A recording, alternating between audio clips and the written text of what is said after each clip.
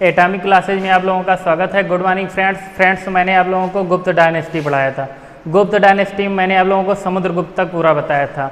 गुप्त वंश के संस्थापक जो थे श्रीगुप्त, श्रीगुप्त के बाद शासक जो बनते हैं वो घटोत्कच गुप्त, घटोत्कच गुप्त के बाद चंद्रगुप्त प्रथम। चंद्रगुप्त प्रथम ने जो है गुप्त वंश की शुरुआत की थी 319 से 320 ईस्वी में। उसके बाद शासक जो बनते हैं वो समुद्रगुप्त। समुद्रगुप्त के दो पुत्र थे। समुद्रगुप्त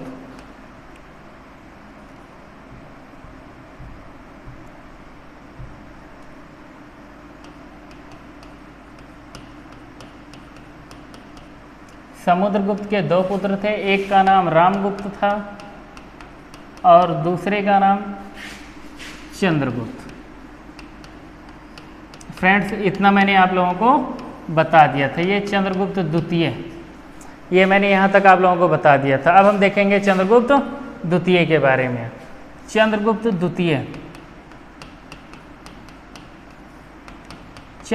द्वितीय ने फ्रेंड्स विक्रमादित्य की उपाधि धारण की थी। किसकी उपाधि? विक्रमादित्य की उपाधि धारण की थी। चंद्रगुप्त द्वितीय का विवाह जो है नागवंशीय राजकुमारी कुबेर नागा से हुआ था। इनका विवाह मीन्स इनकी पत्नी का नाम जो था नागवंशीय राजकुमारी, वो नागवंशीय राजकुमारी कुबेर नागा, नागवंशीय राजधानी कुबेर नागा से इनका विवाह हुआ था। फ्रेंड्स, सांची के अभिलेख में इनको, सांची के अभिलेख, दो अभिलेख, एक आता है सांची का अभिलेख, दूसरा आता है प्रवरसेन का अभिलेख। सांची के अभिलेख में इन्होंने देवराज की उपाधि धारण की है। सांची का अभिलेख, सांची का अभिलेख, सांची के अभिलेख में इन्होंने देवराज की उपाधि धारण की थी। और प्रवरसेन के अभिलेख से पता चलता है कि इन्होंने देवगुप्त की उपाधि धारण की थी। प्रवरसेन का अभिलेख, प्रवरसेन का अभिलेख, इससे पता चलता है कि इन्होंने देवगुप्त की उपाधि धारण की है। देवगुप्त फ्रेंड्स, ये हो गया। इसके बाद फ्रेंड्स हम देखेंगे इन्होंने शक राजा को पराजित किया था। शक राजा को पराजित करने के बाद इन्होंने शाकाहारी की भी उपाधि धारण की थी। शक राजा, ये इनकी बहुत बड़ी उपलब्धि थी। शक राजा को पराजित किया। पराजित करने के बाद फ्रेंड्स इन्होंने शाकाहारी की उपाधि धारण की। किसकी? शाकाहारी की उपाधि।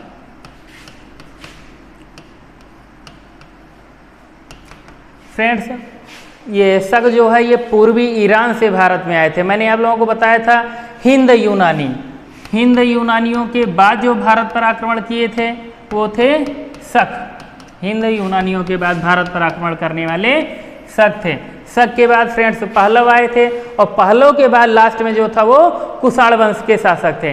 फ्रेंड्स, चंद्रगुप्त द्वितीय, इनकी एक पुत्री थी जिनका नाम प्रभावती था। प्रभावती का विवाह वाकाटक के शासक रुद्रसेन के साथ हुआ था। प्रभावती गुप्ता, प्रभावती, ये इनकी पुत्री थी। प्रभावती का विवाह वाकाटक शासक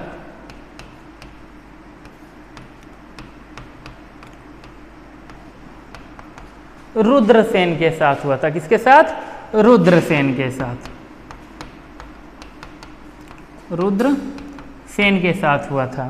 फ्रेंड्स, अब हम देखेंगे उदयगिर गुहा लेख के अनुसार इनका उद्देश्य जो था संपूर्ण पृथ्वी को जीतना था। उदयगिर गुहा लेख,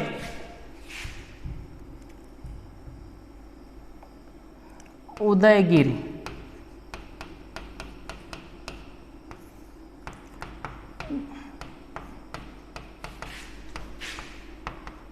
इनका उद्देश्य जो था संपूर्ण पृथ्वी को विजित करना था। इसका उल्लेख जो है इसी उदयगिर गुहा लेख में मिलता है। उद्देश्य संपूर्ण पृथ्वी को जीतना, संपूर्ण पृथ्वी को जीतना था।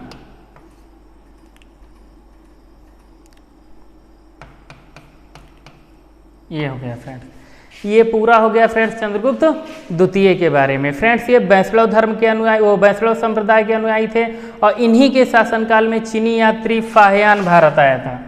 वैष्णव धर्म के अनुयायी, वैष्णव धर्म। फ्रेंड्स इसी वैष्णव धर्म को ही भागवत धर्म के नाम से भी जाना जाता है। किस धर्म के नाम से? भागवत धर्म के नाम से जाना जाता है। फ्रेंड्स ये इनके शासनकाल में चीनी यात्री फाहियान, चीनी यात्री फाहियान, चीनी यात्री फाहियान भारत आया था 405 ईस्वी में। फ्रेंड्स इसके बाद शासन, चंद्रगुप्त द्वितीय के बाद शासन आता है कुमारगुप्त प्रथम का। कुमारगुप्त ने नालंदा विश्वविद्यालय की स्थापना की थी। कुमारगुप्त प्रथम, कुमारगुप्त प्रथम की खास उपलब्धि जो थी फ्रेंड्स, वो नालंदा विश्वविद्यालय की स्थापना, नालंदा विश्वविद्यालय की स्थापना।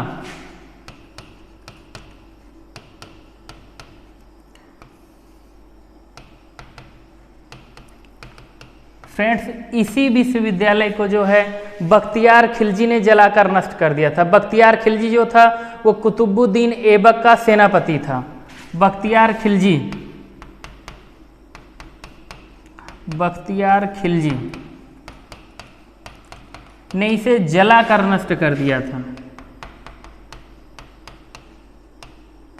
ने इसे क्या किया था? जलाकर नष्ट कर दिया था। ये बख्तियार खिलजी जो है फ्रेंड्स, ये कुतुबुद्दीन ऐबक का सेनापति था।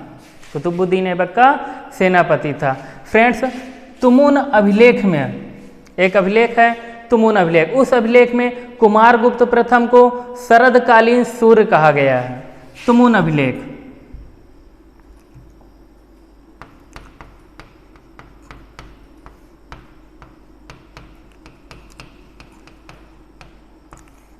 शरदकालीन सूर्य, शरदकालीन सूर्य कहा गया है। फ्रेंड्स इसके बाद शासन आता है स्कंदगुप्त का। स्कंदगुप्त के भीतरी स्तंभ लेख से हुड़ों के आक्रमण की जानकारी मिलती है। स्कंदगुप्त, स्कंदगुप्त का एक अभिलेख है भीतरी स्तंभ लेख, भीतरी स्तंभ लेख। इससे हुड़ों द्वारा आक्रमण की जानकारी मिलती है। हुड़ों द्वारा आक्रमण की जानकारी मिलती है। फ्रेंड्स ये हो गया। और दूसरा इन्होंने सक्रोपम की उपाधि धारण की थी। किसकी? सक्रोपम की उपाधि धारण की थी, जिसका उल्लेख कहोम अभिलेख में मिलता है। कहोम अभिलेख,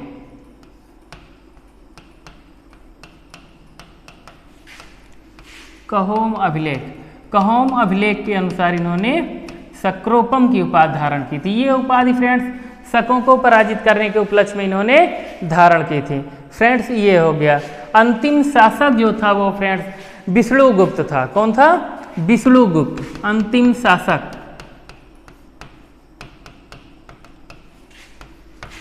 विष्णुगुप्त, ये पूरा फ्रेंड्स गुप्त डायनेस्टी हो गया। अब हम देखेंगे इसमें जो शासक करते, वो शासन थे या मीन जो राजा होते थे, उन राजाओं के द्वारा क्या भाषा यूज की गई और क्या उनके राजकीय चिन्ह थे, क्या राजधानी थी। फ्रेंड्स इन्होंने राजधानी जो है गुप्त साम्राज्य की पाटलिपुत्र को बनाया था। किसको बनाया था? पाटलिपुत्र को बनाया था।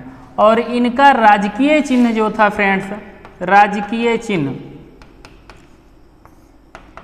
वो गरुड़ था। क्या था? गरुड़। उसके बाद फ्रेंड्स शिक्षा का प्रमुख केंद्र, शिक्षा का प्रमुख केंद्र नालंदा विश्वविद्यालय। शिक्षा का प्रमुख केंद्र क्या था? नालंदा विश्वविद्यालय। शिक्षा का प्रमुख केंद्र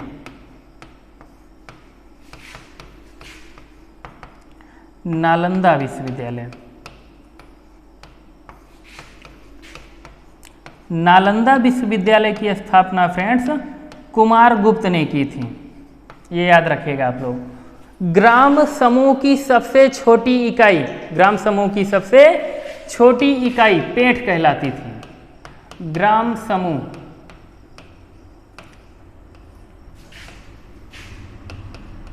सबसे छोटी इकाई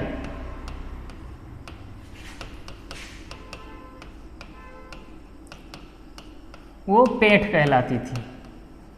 ये हो गया फ्रेंड्स।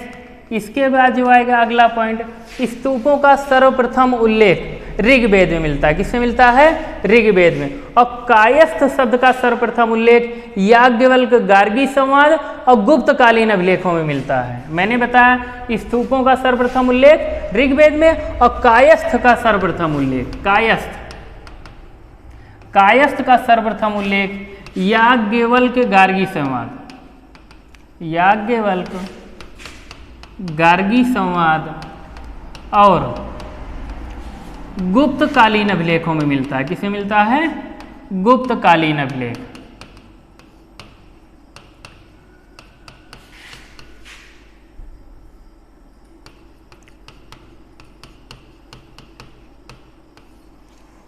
फ्रेंड्स, गुप्त काल में आर्यभट्ट नाम के विद्वान हुए थे, जिन्होंने अपनी पुस्तक आर्यभट्टियम में, आर्यभट्ट ये गुप्तकालीन विद्वान थे, जिन्होंने दशमलव प्रणाली की खोज की। किसकी? दशमलव प्रणाली।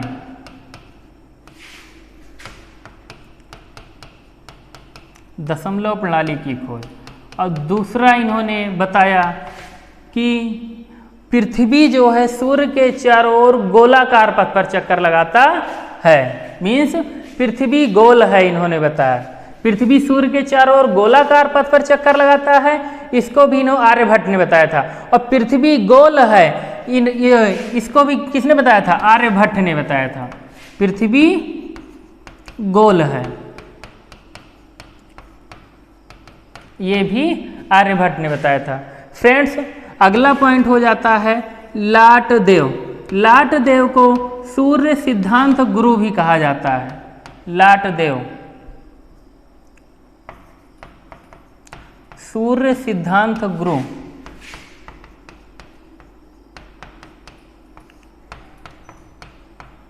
सूर्य सिद्धांत गुरु कहा जाता है। फ्रेंड्स, धन्वंतरि, जिन्हें आयुर्वेद का पिता कहा जाता है, वो चंद्रगुप्त द्वितीय के दरबार में रहते थे। धन्वंतरि, अगला पॉइंट हम याद रखेंगे इसको। धन्वंतरि, इन्हें आयुर्वेद का पिता कहा जाता है।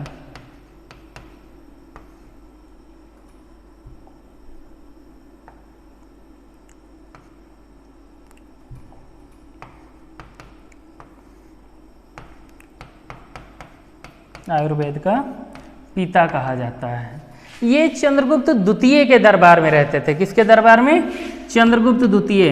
और चंद्रगुप्त द्वितीय ने ही विक्रमादित्य की उपाधि धारण की थी। किसकी उपाधि? विक्रमादित्य की उपाधि। फ्रेंड्स, उदयगिरि गुहा लेख के रचनाकार जो थे वो वीरसेन थे। उदयगिरि गुहा लेख, अगला पॉइंट, ये बहुत पूछा जाता है फ्रेंड्स परीक्षाओं में। उदयगिरि गुहा लेख, उदयगिरि गुहा लेख के रचनाकार वीरसेन। वीरसेन। फ्रेंड्स, अब कुछ स्तूप हैं, उन्हें हम देखेंगे। धम्मेक स्तूप। धम्मेक स्तूप ये फ्रेंड्स कहाँ बना हुआ है? सारनाथ। धम्मेक स्तूप सारनाथ में। उसके बाद फ्रेंड्स आता है दशावतार मंदिर, जो देवगढ़ झांसी में बना हुआ है। दशावतार मंदिर। दशावतार मंदिर। दशावतार मंदिर कहाँ बना है? देवगढ़ झांसी। फ्रेंड्स गुप्त काल में ही अजंता की गुफाओं का निर्माण हुआ है। अजंता की गुफाएं, अजंता की गुफाओं का भी निर्माण हुआ है गुप्त काल में। फ्रेंड्स इसमें अगला पॉइंट हो जाता है लक्ष्मण मंदिर। ये पहली बार ईंटों से बना हुआ निर्मित मंदिर है। मीन्स जो ये लक्ष्मण मंदिर है फ्रेंड्स, ये ईंटों से निर्मित है। लक्ष्मण मंदिर ईंटों से निर्मित, ईंटों से निर्मित। ये कानपुर में है फ्रेंड्स। कहाँ है? कानपुर। और कानपुर में कहाँ? सिरपुर। कानपुर में कहाँ? सिरपुर फ्रेंड्स। ठीक है, कानपुर में, ये सिरपुर में है। ठीक है फ्रेंड्स, पहली बार पक्की ईंटों का प्रयोग जो है वो कौशाम्बी नगर में हुआ था। कहाँ हुआ था? कौशाम्बी नगर में पहली बार पक्की ईंटों का प्रयोग, पहली बार पक्की ईंटों का प्रयोग ये कौशाम्बी नगर में हुआ था फ्रेंड्स। ये और उसके बाद फ्रेंड्स भीतरगांव मंदिर, ये भी कहाँ बना हुआ है? कानपुर में। भीतरगांव मंदिर, भीतरगांव मंदिर ये कानपुर में बना हुआ है। उसके बाद फ्रेंड्स कुछ मंदिर है उसको भी देख लेंगे, जैसे पवाया का मंदिर, नागौर में खोह का मंदिर और शंकर मठ का मंदिर, ये सभी जबलपुर में है। पवाया का मंदिर, पवाया का मंदिर, उसके बाद खोह का मंदिर, फिर शंकर मठ का मंदिर, खोह का मंदिर,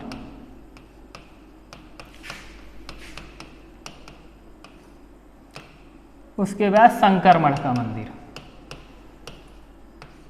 शंकर मठ का मंदिर। फ्रेंड्स ये सभी मंदिर जो है गुप्त काल में बनाए गए हैं। फ्रेंड्स आज ये पूरा गुप्तकालीन गुप्त काल जो है ये पूरा का पूरा ये समाप्त हो गया।